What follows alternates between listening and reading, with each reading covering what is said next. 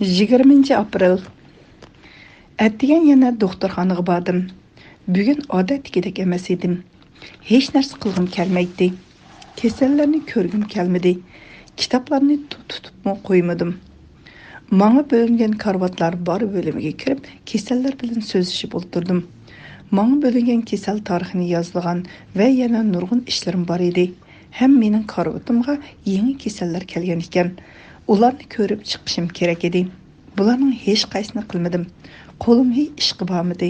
Og'riqlar bilan odatdagi paranglar ustida g'amsiz paranglashib o'tirdim. Koridorda kishilarning so'yingil deb mening ismimni chaqirayotganligini angladim. İzdese izləversin deb xotirjam o'tiraverdim. Lekin zalda borgan sili g'ulg'ula ko'tarilib, yo'q, nega ketgandi degandek so'zlari ulg'aydi. Ha, nima ish? Men bog'u mana deb chiqdim. Doktor sesralarning attiganlik doklab berishiga qatnashgan edim. Meni ko'rib Umarjonning yenidagi Uyg'ur odam ani chiqdi degandi. Umarjon bo'ldi keldi deb turibkini qo'ydi va men qarab biz sizni izlab kelgan edik dedi. Nima gap deb oldig'adim. Bugun bir kun sizlarga maktabdan ruxsat so'rab oldik. Mushu bir kun ichida tashkilot to'g'risida materiallar yezib topshirishlar. Hozir qaytib hamma narsani to'liq yezib chiqing dedi.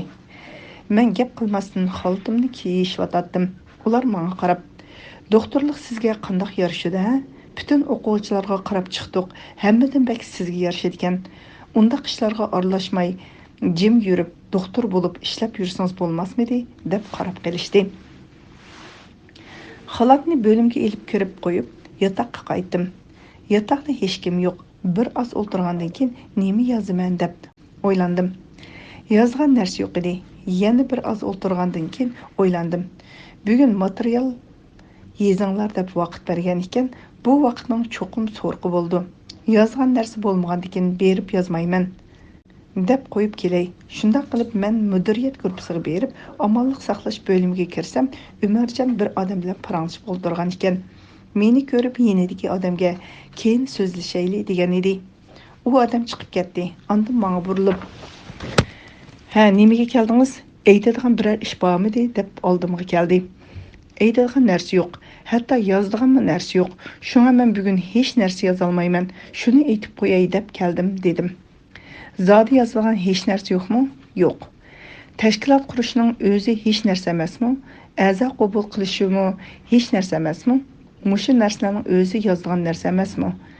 Dedi ochiq bilan. Men buning nimasini yozaman? Mustaqillikni xohlash jinoyatmi? Sharqiy Turkiston azaldan mustaqil davlat bo'lgandan keyin bizmi mustaqillikni talab qilsak gunohkor bo'ldikmi? Umarjon bir oz to'xtab turib olgandan keyin, siz nimalarni so'zlayapsiz? Şinjan nerede müstakil bo'lgan? Şinjan Jungo'nun ayrılmaz bir qismi. Sizga kim Şinjan müstakil davlat deb aytdi? Siz nerdagi so'zni ko'tarib chiqdingiz deb vaqirab ketdi. Men ko'tarib yoki yasab chiqmadim. Tarix ko'tarib isbotlab chiqdi. Bilamsiz, men sizga u kitobni bekorga bermadim. U kitobni paket bo'lsin deb berdim. Tarix guvohdir. Tarixiy paketlar oldida bizning mustaqillikni talab qilib chiqishimiz hech qanday jinoyat emas. Bizning ishimiz haqiqat va o'rinliq. Mening yezib topshirg'idek jinoyatim yo'q. Shunga hech narsa yoza olmayman dedim. Sizlar mustaqillik talab qilsanglar, tashkilot qurib partiyaga qarshi turib, uyushib xizmat qilamsizlar deb so'rdi Umarjon.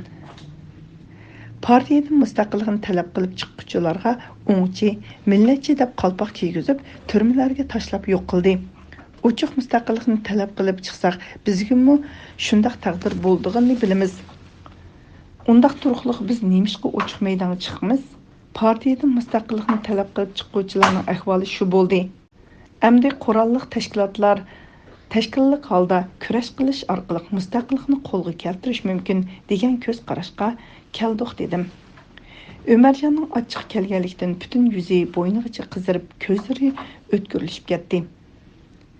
Siz bu yerga reaksiyon so'zlaringizni yeyib, menga tashviq qilg'ili keldingizmi?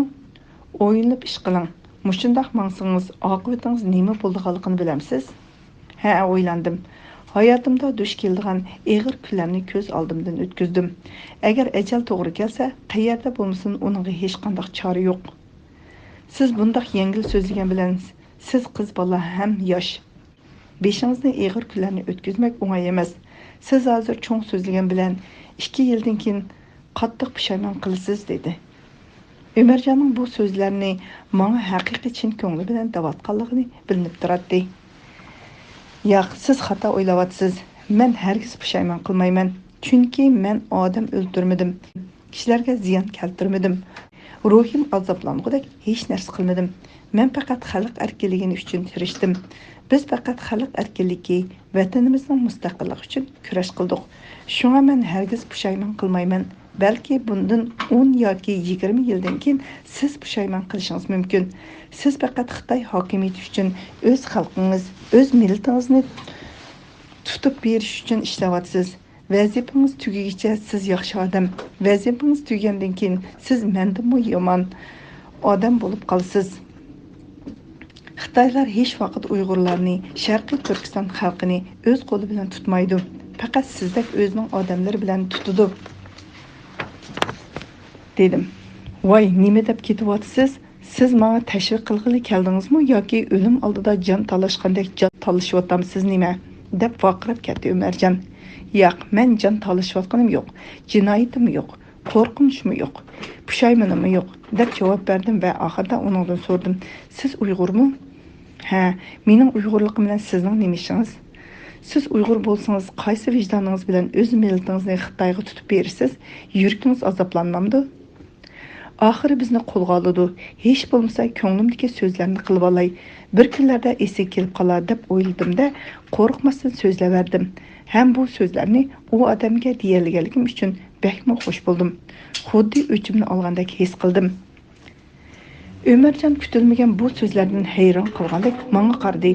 Men buning keyindan chiqadigan yomon so'zlarni o'ylab, men sizga deb qo'yay, men hech nima yoza olmayman degan beti chiqib ketdim.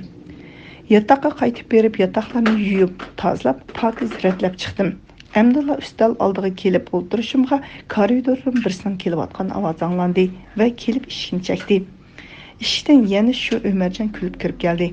Mening degan so'zlarim uchun menga vaqirab ketarmikin deb o'yladim, lekin Ömercan menga yumshoq ma'no bilan tarbiya qilishga boshladi. Yolg'iz sizga emas, tashkilot ichi va sirtidagilarga ham bir qism gumonliqlarning hammasiga yezishga topshirdik. Hammasi yezyotdi. Unda qarashli qilmang. Hozir hech nima bilmaymiz. Siz qiz bola ham yosh. Sizga qiyin bo'ldi. Diktator degan oson narsa emas. Men degan erlarmi partiyaning diktatorisidan qo'rqidi. Yosh umringiz turmada zoyi bo'lib ketmasin. Sizga ichim og'rib yordam qilay deb keldim, deb nurg'un tarbiya berdi. Men gap qilmasdan anglab o'ltirdim. Mening qarshilashmay anglayotganimni ko'rib oxirida sizning o'zingizga o'zingizning ichi og'rimaydi ekan. Bizning sizga ichimiz og'riydi. Unda qilmay pozitsiyangizni yaxshilab chiqish yo'lga erishishga tirishing. Topshiriqni o'g'irlab yezing dedi. Men ortiq so'z qilmasdan, ma'qul men yozay dedim. Ömercan chiqib ketdi. Men hayron qoldim. Men qilgan so'zlardan keyin pozitsiyasi nimishqa yaxshinib qolgandi. Mushu xiyollar bilan soatlab o'tirib ketganimni sezmay qoldim. Tush vaqti bo'lib, qizlar yotoqqa kelishga boshladi. Ular mendan Turnisaga masala yezish topshirilgan edi. Yotoqqa kelib yozdimi deb so'radi. Turnisa kech bo'lganda yotoq keldi. U menga chegara ajratish pozitsiyada bo'ldi. Kechlik tomoqdan keyin Sajida yotoqqa kirib keldi. 62-yili men Sajida bilan jigar kesel sababidan bir yotoqda yotgan edik. Bir yildak bir yotoqda yotsaqmi, u mening ishlab yurganimni bilmaydi.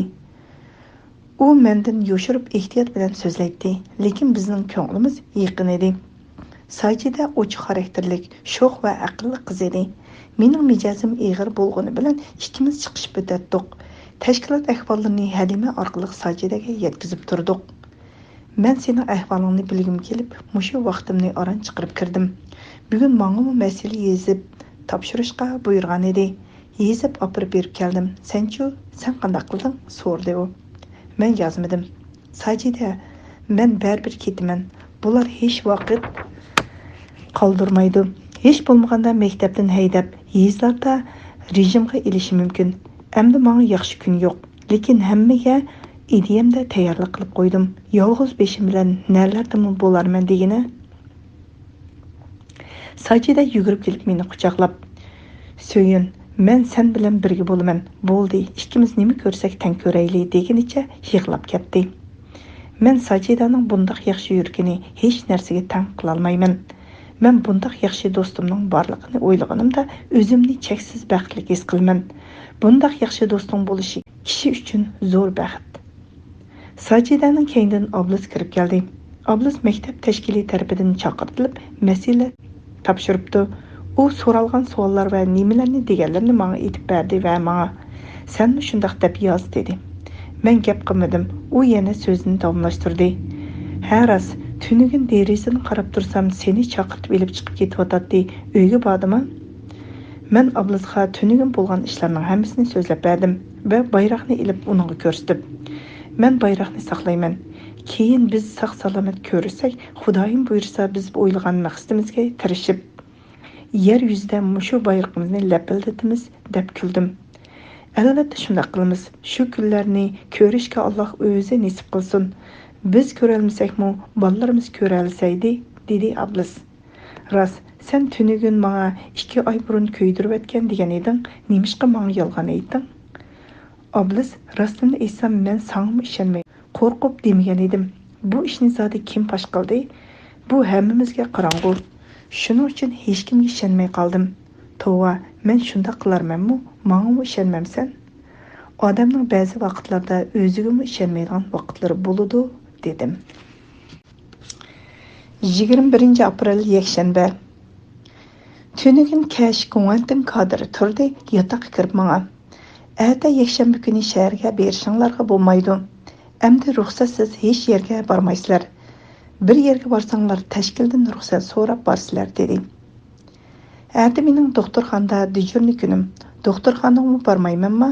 So'rdim qasdan. Yo'q, doktorxonaga, tamaqxonaga bo'ladi. Boshqa yerlarga degan so'z.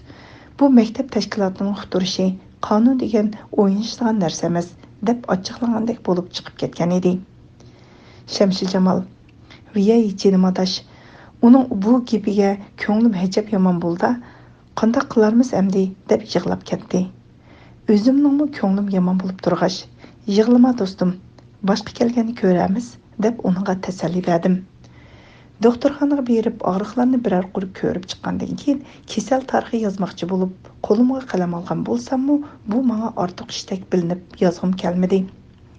Doktorxonaning derisidan tabiatning go'zalligiga, quyoshga, ko'k osmonga, erkin uchib yurgan qushlarga, uyoq-buyoqqa o'tib ketayotgan odamlarga to'ymay qaraydim.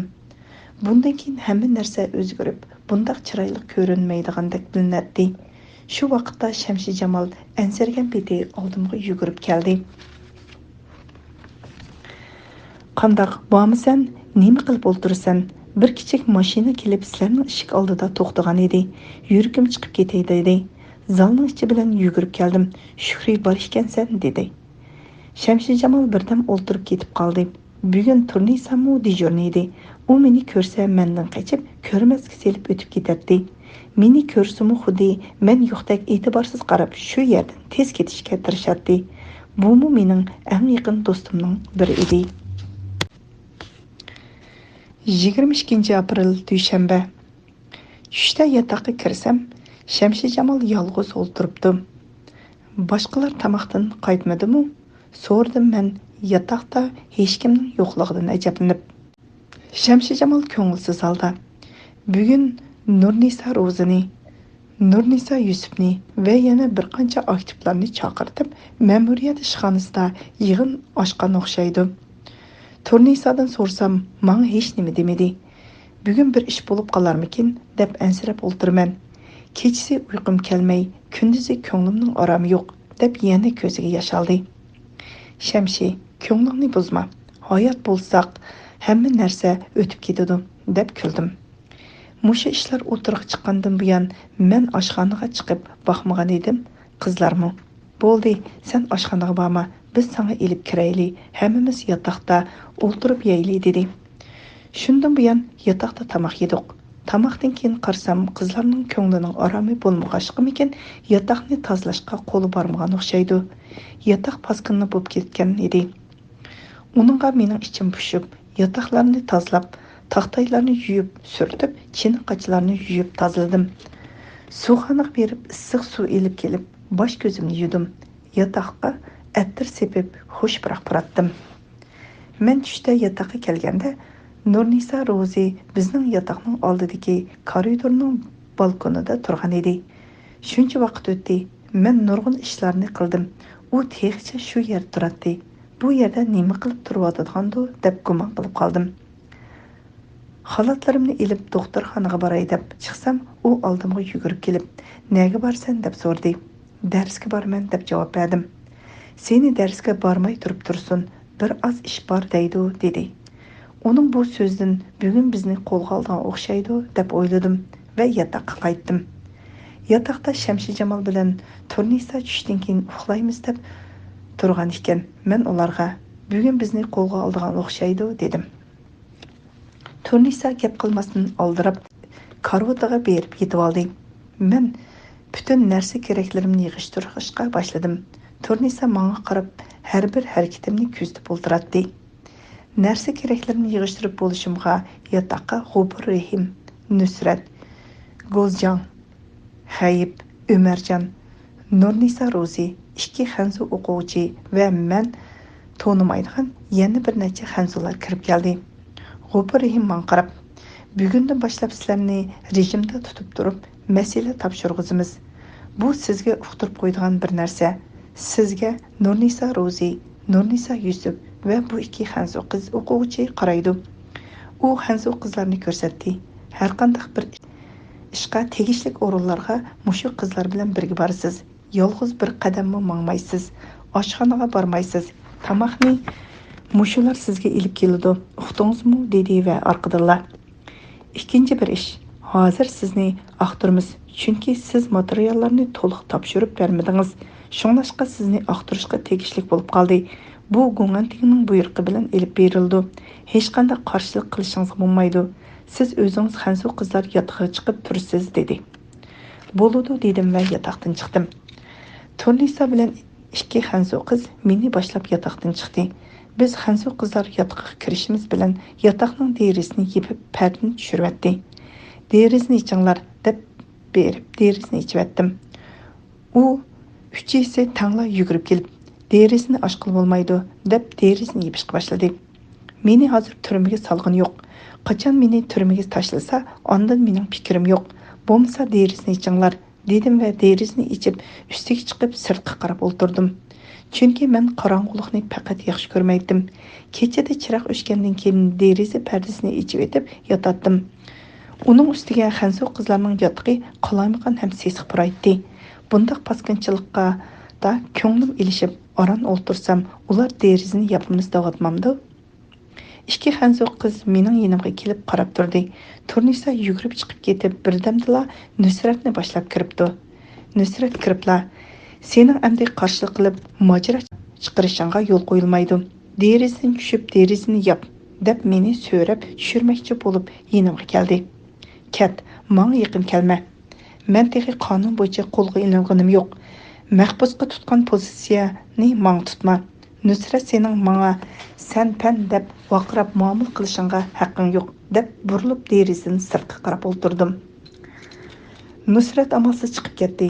Uning keyindan razvedka bo'limining boshlig'i kirib, partiya programmasi va boshqa materiallar qayerda deb diktator qo'linib ochiq bilan vaqirab ketdi. Yo'q, 2 oy burun ko'ydirayotgan dedim. Derizdan tushmay udul qarab o'tirib.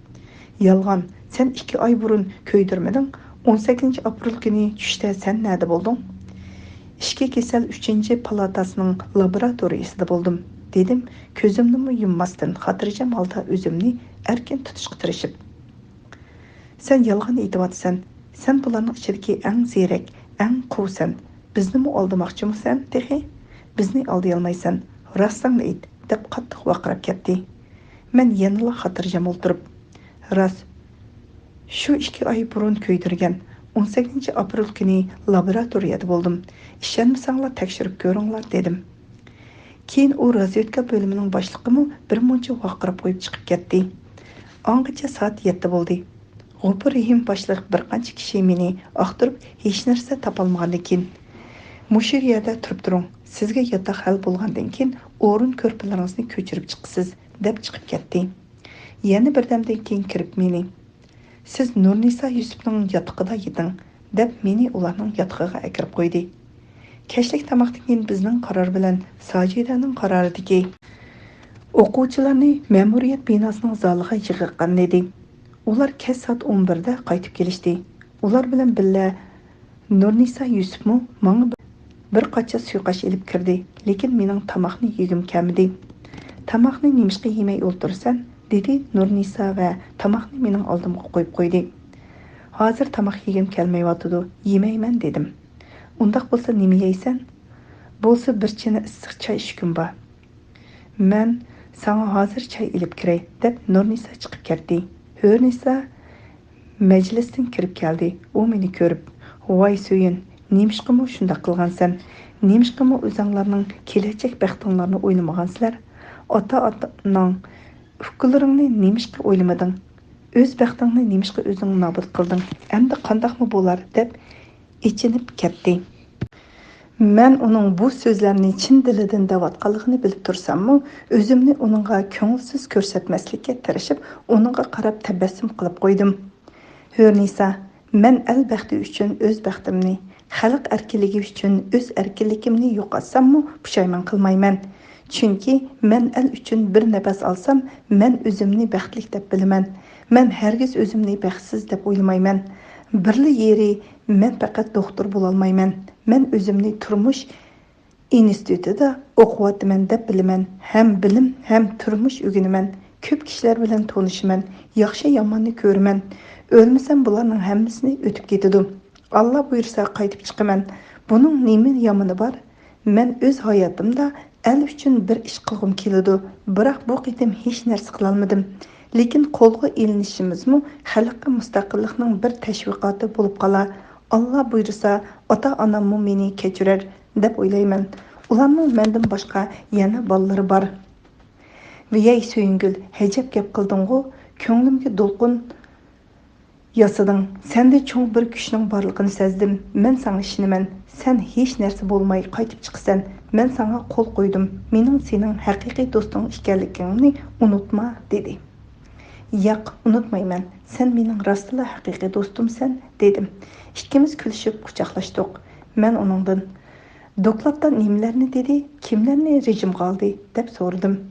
Dokladda sizlarni bugundan boshlab rejimga oldiganligini uqtirdi va sizlarning reaksiyon tashkiloti qurib, partiyaga sotsializmga qarshi harakat qilgan degandek, o'zing bilsang-ku ularning deydigan so'zlarini shunda qilib bir soat so'zladi. Tashkilotning boshliqlari deb oldi bilan Ahmad To'xti, So'yingul, Oblis, Savriddin, Sojida deb uqtirdi. "Oblikimni atamadimi?" deb so'radim. Men hayron bo'lib, "Yo'q, uning ismini atamadi" deb Nisa menga qarab qo'ydi. Men yana yaxshi ko'nglim bilan oblikimning qo'rqinchoq, ansiz mijozni o'ylab, uning maktabda qolganimi yaxshi bo'pti. Bo'lmasa u sarang bo'lib ketar edi deb o'ylasammi, lekin ko'nglimning keyinda nima uchun u saqlanib qoldi? Tashkilotni qurgan yadro guruhisidagi 4 odamning birisi shu deb o'yladim. Biroq yana uningga yomonlik tilamadim. Aksincha qo'lga ilinmay qolganligi uchun xush bo'ldim. Men oblikimga nimacha ishinib ketgandiman. Hech qachon uni pash qilib qo'yar degan narsani xiyolimga keltirib qo'ymabdiman. Shu orada boshqalar qaynoq suv ko'tarib kirib keldi. Bu qaynoq suvni butun yotoqlarni aylanib yurib, yerim kechida birisining tok o'chig'ida qaynatib elib keldi. Men choyni chiniga qo'yib, 1-2 o'tlagandan keyin ishkim kelmay qoldi. Nurnisa Yusuf mening ko'p ishmaganimni ko'rib, "Viyay, shu bir yutum ichadiganing uchun bizni shuncha yerga yuguratding-ku, mushu qaynoq suvni deb bormagan korpus, kirmagan uyimiz qolmadi" deb qayib ketdi. "Qayg'urma, ichaman" dedim va amaliyotda u choyni ishkim kelmasmi ichvatdim. Biz endi yetishimizga G'ofur Rahim, Go'zjon, Umarjon, Nusrat, Xayib va yana bir qancha kadr kirib keldi. Biz sizlarga yotoq tayyorlab qo'ydik. Ostingi qavatga hozir ko'chib tushinglar deb buyruq qildi G'ofur Rahim. Har qaysimiz yotgan ko'rpalarimizni ko'tarib, ostanqi qavatga ko'chib tushdik. Bizga birinchi zalning qizlar tarafidagi qizlar hojatxonasining uduldagi eng chetdagi uyni hozirlab qo'yibdi. Yotoqda 2 qo'sh karvat, 1 kishilik karvat, 1 ustal, 4 o'rindiq bor ekan. Qo'sh karvatga heliqi 4 qiz, yalan karvatga men o'rlashdim. Derizlarga gazetlarni choplab qorong'u qilayotgan edi. Soat 1 bo'ldi. Men yeshinib yotdim. Ular texi yatmay o'tiradi. Voy, sizlarga nima bo'ldi? Yotmamsizlar, uxlanglar dedim. Biz yotimiz, sen uxlaver dedi Turnisa va mening bosh tarafimga bir o'rindiq, oyoq tarafimga bir o'rindiq qo'yib Nurnisa Yusufga. Bugun men bilan Pangzi dijurni bo'lamiz. Kunduzi Jingziying ikkinglar qaranglar deb ikkisi 2 o'rindiqqa kelib o'tirdi. Men vaqirib kulvatdim. Nima bo'ldi? Nimishqa kulsan? Sen kulgidek bir ish bo'ldimi bu yerda deb ochiqlab vaqirib ketdi ular. Men sizlarning ahmoqliqinglarga kulyapman. Menga ikkinglarning qarshinglar ozlik qiladi. To'tinglar qarmamsizlar. Nurnisa Rozining ochiq keldi. Sening bu ishlar bilan qaring bo'lmasin. Bu yuqorining buyrug'i. Sizlarning mening ishim bilan qaringlar bo'ldi ekan. Mening sizlarning ishinglar bilan qarim bo'lmasa bo'lmamdi ekan. Chiroqni o'chiringlar deb ta'tir qarab yotdim. Chiroqni o'chirishga tashkil unmaydi. Ko'zingni bir narsa bilan to'sib uxla dedi Turnisa. Bu qiyin bo'ldi. Men yo'riqda faqat uxlay olmaydim. Yotqanning ichiga beshimni tiqsam, demim siqilib yota olmadim. Shundoq bo'lsa-mu, ta'tir qarab uxlash uchun tirishib yotdim. Birer soatdan keyin Go'zjan ishini ichib kirib keldi. Uxladingmi? so'rdi Go'zjan. Ha, uxlayotdi. Yaxshi qaranglar, dedi Go'zjan asta ovoz bilan. Yenidan zodi qo'zg'almanglar. Uxlab qilib bir ahvol kelib chiqmasin. Kunduzi uxlab olsizlar. Agar biror ahvol bo'lsa, 7-uyga telefon o'rnatib qo'ydik. Shu yerga telefon qilinglar deb qo'lida qancha shifrlar bilan o'zining telefon nomerini aytib berdi hamda bir kadr Xanzuning ismini atab uning dijurni bo'lganligini, o'zining ma'muriyat bo'limida o'ltirganligini deb berib, ularga meni qayta toplab chiqib ketdi. Ular xuddi dushman bostirib keldigandek jiddiylashib, shivirlashib, birsi bosh tarafimda, birsi oyoq tarafimda midirlamay qarab o'ltirib tong atqizdi. 23 aprel. Ertagan turib yuz ko'zlarimni yuvib, Çaşlarımni tarab, kündükidimmi ruhluq bo'lib, ishlarimni tugatdim. Derazaga chopilayotgan gazetlarning hammani yirtib elib etib, derazani ichivatdim. Derazada sening bir jining bormikin, nimishqundoq qilasan? Tashkil o'zi chaplas qo'zg'an tursa, degan peti derazani yana yepishqa tamshilib Turnisa keldi. Yapma. Menga tashkilinga berib et, dedim va derazani ochdim. Turnisa amalsiz chiqib ketdi. Belki tashkilga etqil ketgan bo'lsa kerak deb o'yladim. Keyin ular mening derazani ichib yepishimga gap qilmaydigan bo'ldi. Attiganlik tamoqdan keyin Go'ngantingning maxsus so'roqchisi Ali Yusuf degan kishi xeyli uzun vaqt so'roq qildi. Tushdan keyin maktabning odamlari so'roq qiladi. Ba'zida Go'nganting razvedka bo'limining boshlig'i kelib so'roq qiladi. Go'ngantingning mashinalari har kuni maktabga kelib ketib turadi. Maktab ichidimi Go'ngantingning odamlari bilan maktab mudirlari, shujilari u yoqdan bu yoqqa oldirash chepib yuradi. Bizning bundaq kichik ishlarimiz uchun bularning buncha qilib ketishlariga odam hayron bo'ladi. Biz to'timiz uchun qanchalagan odam atrofda uxlamay kuzat qiladi. Butun maktab, butun binolarda soqchi, postlar tong atqucha biror yomon hodisa kelib chiqishidan ansirab, chepishib chiqishadi. Shunda qilib bir hafta o'tdi. Kuniga 3-4 martaba so'roq qilgandan tashqari masala yezib topshir deb o'ltirg'izib qo'ydi. Bir kuni o'ltirsammi, menga bergan qog'ozning aram bir betini to'shqizsam, cho'ng ish edi. Ular bergan 30-40 taxta qog'oz dasta bo'lib tizilib ketdi. Har bir masalani yozganda milliy mustaqillikni talab qilish jinoyat emas, aksincha haqliq deb yezib, Mao Lenin Stalinning milliy mustaqillik uchun qilgan urush va namoyishlarni qo'llab yozgan maqola va so'zlardan misol keltirib, bizning gunohimiz yo'q deb yozatdim. Ular menga sizlarning harakatinglar aksi inqilobiy harakat, sizlar jinoyatchi deb so'zlab hormidi. Mushu bir so'zni so'zlab bir hafta o'tdi. 29 aprel dushanba. Bugun maktabning ichi odatdagidan tashqari jiddiy. Butun odam oldirash, u yoqdan bu yoqqa chapatdi. Go'ng'anting mashinalari tushgicha 7-8 qitim kelib ketdi. Ding Shuji, Tang Yuanjang, G'ofur Rihim, Go'zjang, Ömerjan turdi. Nusrat, Hayib va bir qancha biz tonimaydigan kadrlar bo'lib, 20-30 odam do'kirishib, bir u yoqqa, bir bu yoqqa chapatdi. Tushkicha so'roqmi bo'lmadi. Ular deraza tuvidan har bir o'tganda derazani yopatdi. Ular ketish bilan men yana ajatdim. Bugungi ahvolga qaraganda bir o'zgarishning bo'lishi aniq taqiladi. Tushkicha derazadan ketmay sirtqa qarab turdim. Nusrat bilan Hayibning butun ishni shular qilib atgandek jahonga patmay kerilib yurganiga qarab hayron bo'ldim. Bular o'quvchilar orasidagi oddiy so'z va ishlarni birini qo'ymay maktab tashkiliga yetkazib, o'quvchilarning tishiga tekkan savoqdoshlar edi.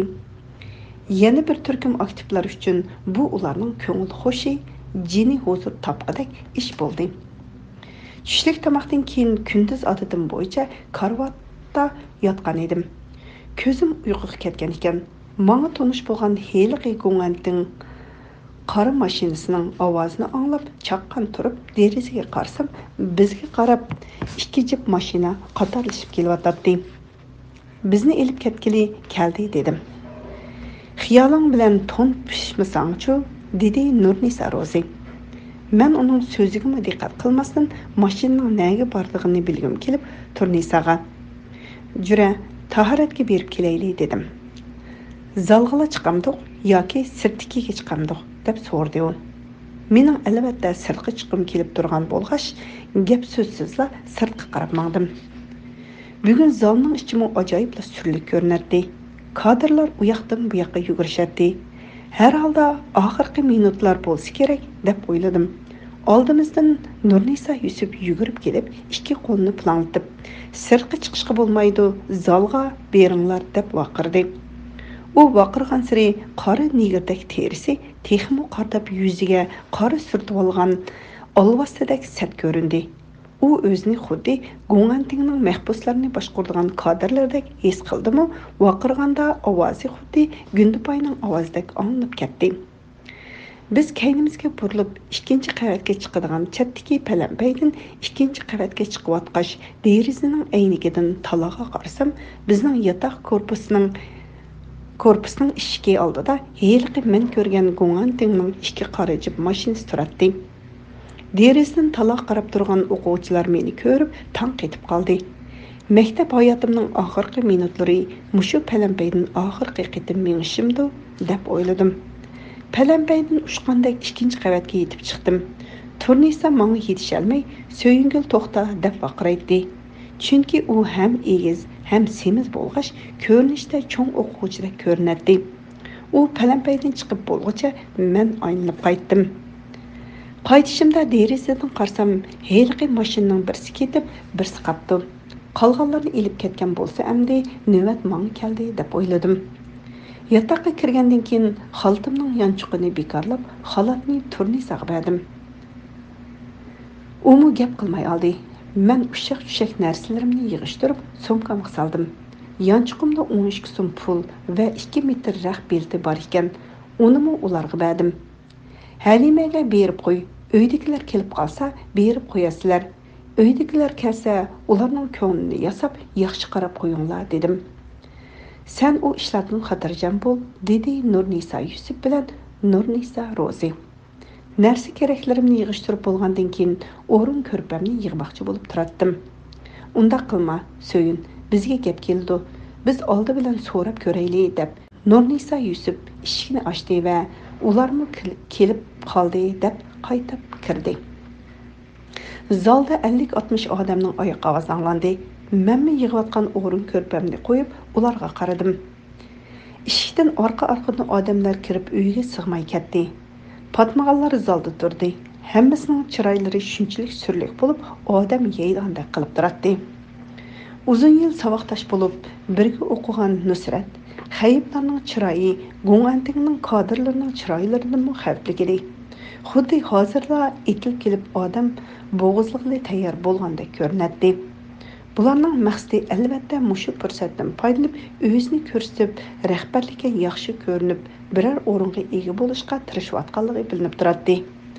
Qo'lga ilinib ketilganligim to'g'risida ko'nglimda tayyorlik bo'lg'ach, o'zimda qo'rqish va hovdiqish degan narsa bo'lmadi.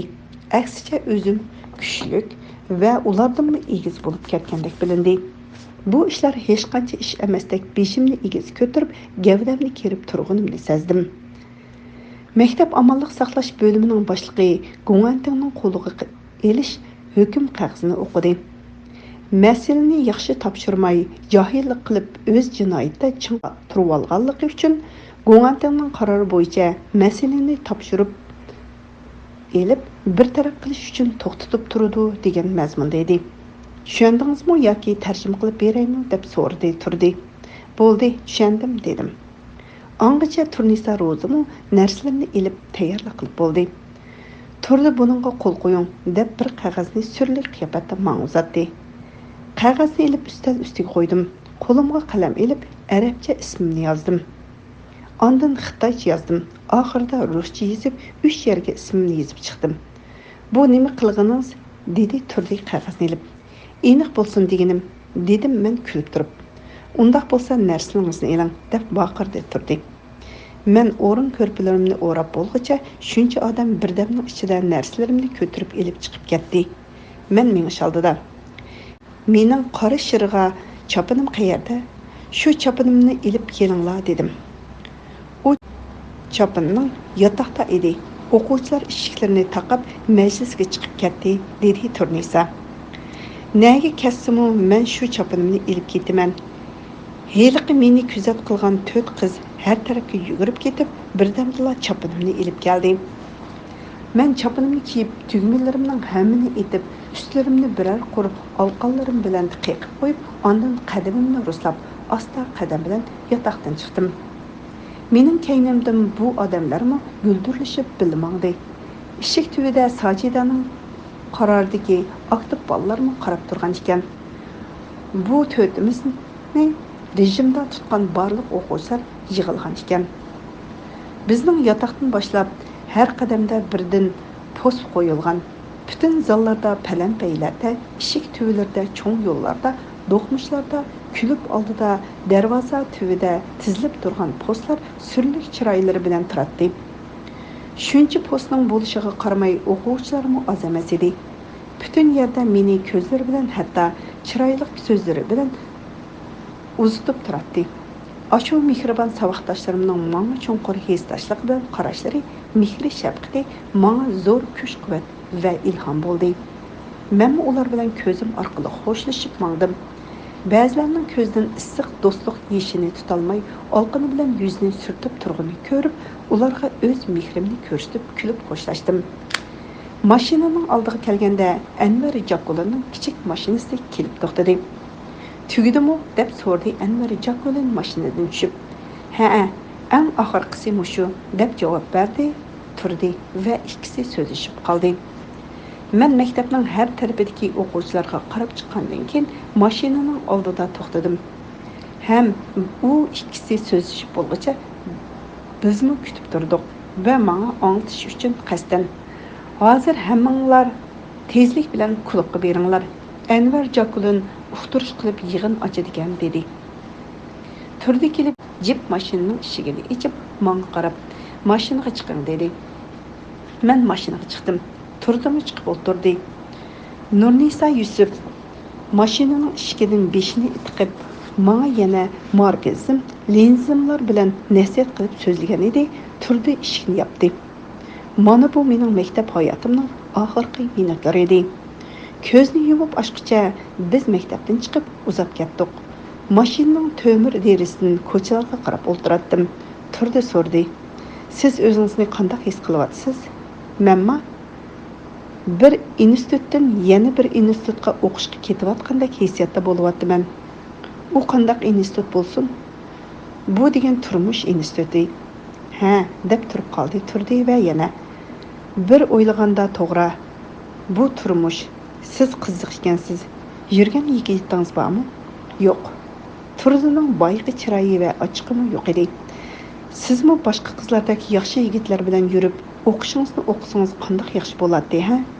Shuncha chiroyli hayotingizni buzib, bu yerlarda turishning nima hojati bor? O'ylab ko'ring. Ostamang. Ularning ustiga berib qolmayli yana, deb shopirga vaqirdi. Shopir yashangan Xanzu bo'lib, chiroyidan Sharqiy Turkistonda tug'ilib o'sgan Xanzularda qiladi. U mashinaning oldidagi aynakni menga to'g'rilab, mening kulimsirab, erkin so'zlab o'ltirganimni ko'rib, bir tarafdan hayron bo'lsa, yana bir tarafdan menga ich og'ritayotganligini bilinib turadi. U oldidagi aynakdan menga ko'zni uzmay qarab, "Sen hech narsa bilmay kulib o'ltirsan" degandek echinib qarab qo'yadi. Men yo'linib o'ltirgan tamni asta chekdi. Xiyolim bo'linib uningga qarshi menmi tamni chekdim. Uzun tam chekkandan keyin yan uydan "Siz kim? Mahmud Sidiqmi?" deb so'radi. "Yo'q, men emas" dedim. Shuningdan keyin u odam jim bo'ldi.